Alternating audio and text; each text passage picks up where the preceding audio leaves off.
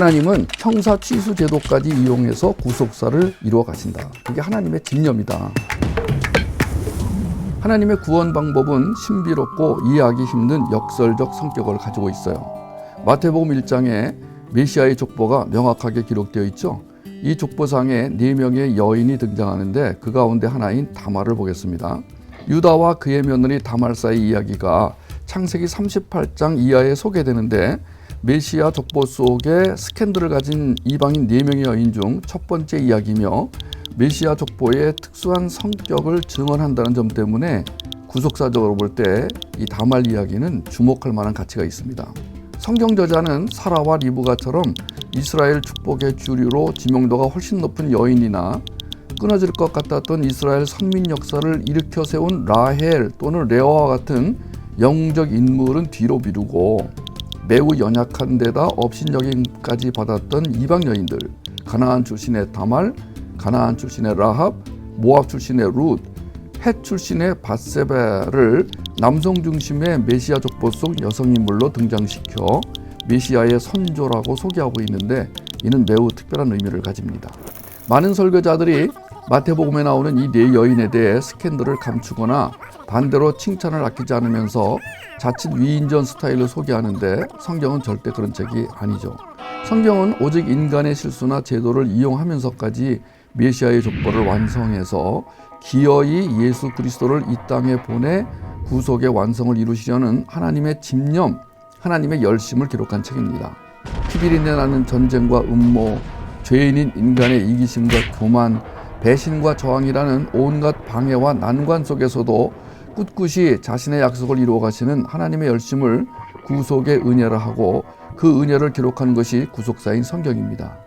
영화 터미네이터가 인간을 멸망시키려 온 기계 이야기라면 성경은 자기 백성을 구하러 오신 메시아 예수 그리스도에 관한 이야기예요.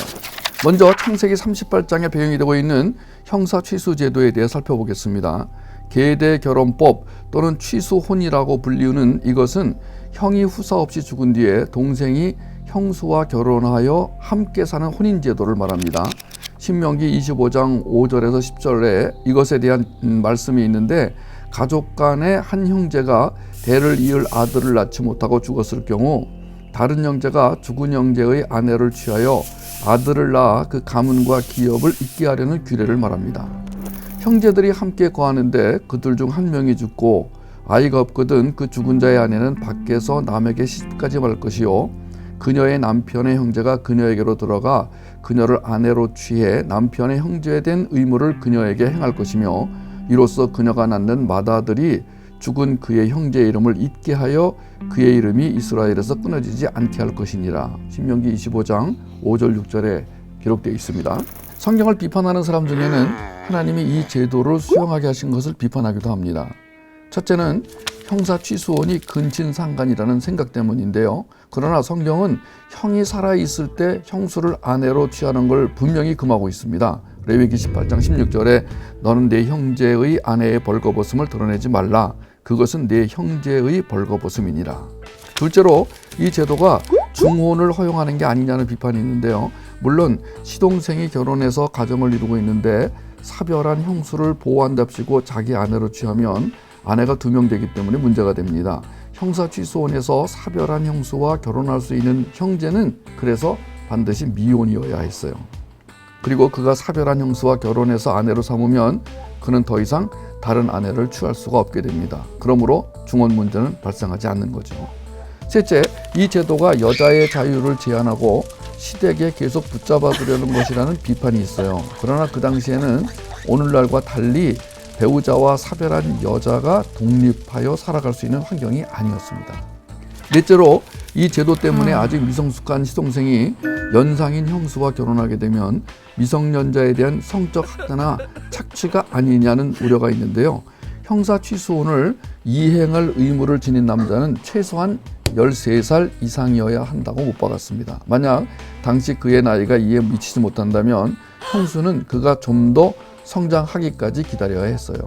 룻기에서도 나는 너무 늙어서 남편을 두지 못하노라 가령 내가 소망이 있다고 말하거나 혹은 오늘 밤에 남편을 두어 아들들을 낳는다 하자 그들이 자랄 때까지 너희가 그들을 기다리려느냐 하는 말씀이 있어요. 자랄 때까지. 이 단어가 바로 나이 제한을 의미하는 겁니다. 이 형사 취수 제도는 유목민족에게서 자주 나타났는데, 이 제도는 형수가 혈족 아닌 사람과 혼인하게 되면 혈족의 것이었던 재산이 혈족 바깥으로 유출되게 됨을 염려하여 나타난 제도예요. 또한 형수에게 상속권이 없을 경우 형수에게 생활 능력이 없게 되므로 그 형수를 혈족이 부양해 준다는 의미도 있게 됩니다. 그러나 하나님이 이 제도를 법으로 규정하신 이유는 그 정도가 아닙니다. 구속사를 이루기 위한 집념의 소산입니다. 이 제도를 구속사를 이루기 위한 장치로 보지 못한다면 하나님의 마음을 모르는 거예요. 성경의 모든 사건, 인물, 상황, 제도, 법, 명령, 장치는 전부 구속사를 위한 도구일 뿐입니다. 창세기 본문에서 보는 바와 같이 하나님은 형사 취수 제도를 이스라엘 백성 모두가 지켜야 할 법으로 규정하게 하셨어요. 그러므로 유다가 둘째 아들 오난을 며느리 다말에게 남편으로 준 것은 율법에 부합되는 행동이고요. 반대로 형의 후사를 잊지 않으려고 한 오난의 행동은 계율에 위배되는 행동이었습니다. 오난은 마지못해 다말과 관계를 맺되 생명이 잉태되는 것을 막으려고 몸 밖에다가 사정을 했죠. 이로써 오난은 형사 취수 제도를 명한 율법에 정면으로 대항한 셈이 됩니다. 성경은 그것이 하나님 보시기에 악이라고 말하고 있어요. 이런 오난의 행위에서 오나니즘이라는 말도 나왔죠. 하나님의 구원 섭리를 몰랐던 오난은 이 일로 죽임을 당합니다. 세상에 유다의 아들 둘이 거의 동시에 사라진 겁니다.